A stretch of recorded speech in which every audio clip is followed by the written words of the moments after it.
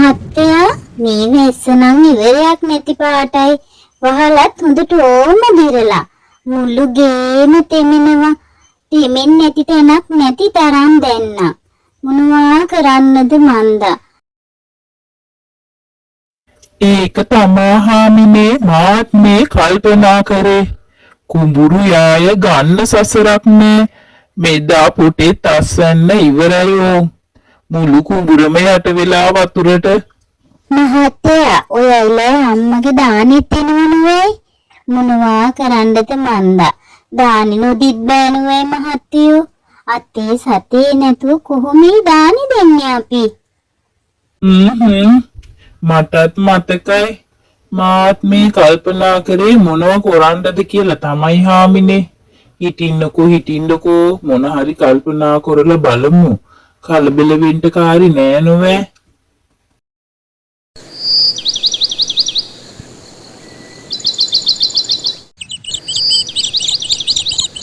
මෙහෙම ඉඳලා හරියන්නේ නෑ නෝවේ හාමිනේ. අපිට කණ්ඩ බොණ්ඩත් නැතු යනවා තව ටික දවසක් යද්දි. මම අර කැලේ ඇතුලේ තියෙන කොස් ගහේ කොස් තියනවද කියලා බලලා එන්න. තියෙනවා නම් ගෙඩියක් දෙකක් කඩාගෙන ගිහිල්ලා විකුණගෙන ඉත හැකි නෝවේ. අනේ ඒක නම් ඇත්ත. ඒ තොහේ පරිස්සමින් මහත්තයෝ කැලේ යන්නේ. සතා සර්පයා ඉන්නව නෝවේ.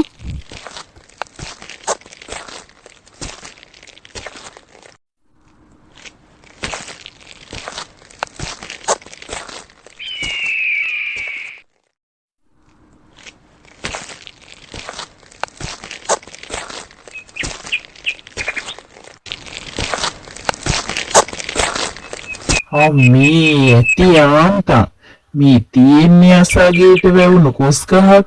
ඉක්මනින් වහින්ට කලින් කොස් ටික කඩා ගන්න ඕනේ. පොළට ගොහින් කොස් ගෙඩියක් විකුණලා කීයක් හරි අරගෙන ගෙදර ගිහිල්ලා මොන හරි තම්බගෙන කන්න පුළුවන්.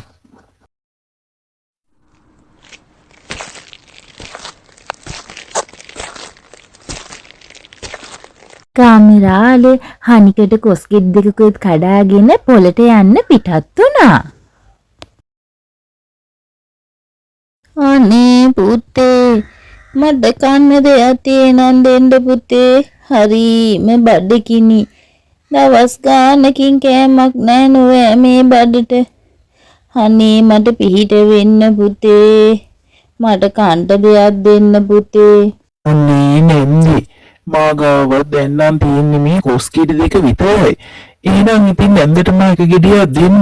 නැන්ද ගෙදර ගිහින් තම්බගෙන කන්නකෝ.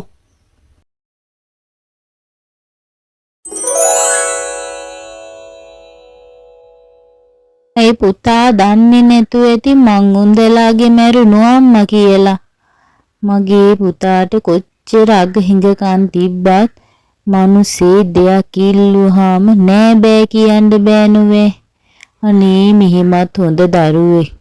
කවදාවත් වරදින්නේ නෑ පුතේ උඹට.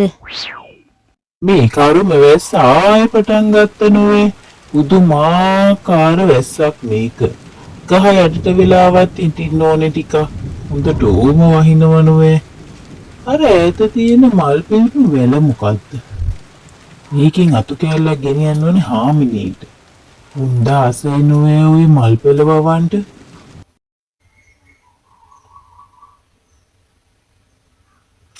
හාමිනේ ඔයයි මං එනකම් මග බලාන හිටියද? ගිය වැඩේ හරි බය වෙන්න කාරි නෑ නෝවේ. මේ මහත්තයා මම මේ ඔයයි එනකම් බලාන උන්නේ හරි බයෙන්. ගිය දේ හරිනම් ලොකු දෙයක්. මේ මල්ලිට මටද මහත්තයා ගෙනාවේ? ඒකේ හරි 아무තු මලක් නෙවෙයි තියෙන්නේ. මම මීට කලින් කවදාකවත් දැකලා නෑ මේ වගේ වෙලා. ඔව් හාමිනේ ඔයයිට තමයි ගෙනාවේ. මොකද්ද දන්නේ වැල. ඒත් අමුතු ලස්සනක් තියෙනවා මලි. මං ඔයයි මතක් වෙලා කඩාගෙන ආවා. ඔයයි ආසයිනේ මල් වවන්න. ඌකත් වවන්න.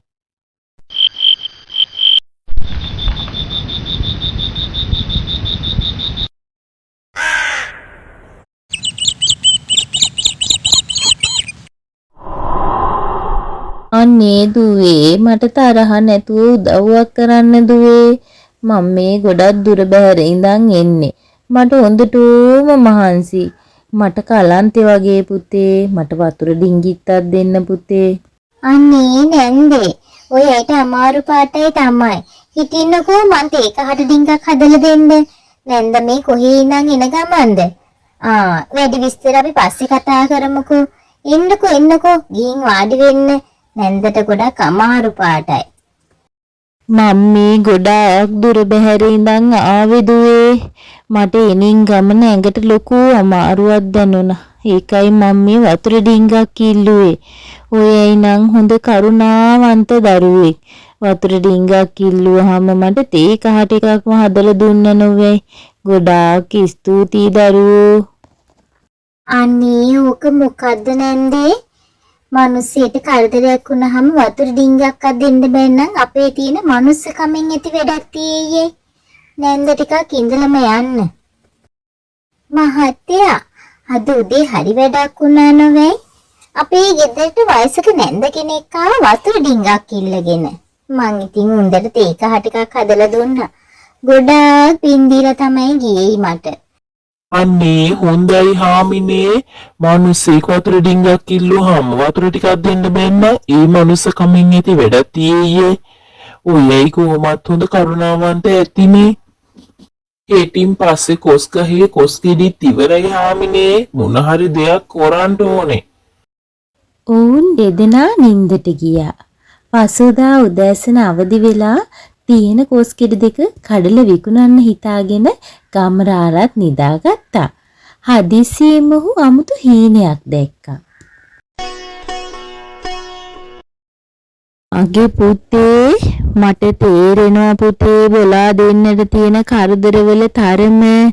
උඹලා දෙන්න හරි කරුණාවන්තයි. මම පිහිට වෙනවා පුතේ. හිමින් හැමදේම හරියයි. හෙට ඉඳන් හැමදේම හරියයි මයි පුතේ. අම්මනේ මම්ම හාමුතු හීනයක් දැක්ක නොවේ ඊයේ. අපි මැරුණු අම්මා ඊරේ හීනෙන් ඇවිල්ලා මට මොනවද කිව්වනේ. අනේ හාමිනේ මට හිතා ගන්න බෑ උන්ද මොනවද කිව්වේ කියලා. ඒ මොකෝ මහත්තයයි දානෙත් ළඟ නිසා ඔය හිතේ තියාගෙන ඉන්න මනස්ගත හීනෙන් පේනවා වෙන්න ඇති. ඔව්ව ගණන් ගන්න එපා මහත්තයෝ.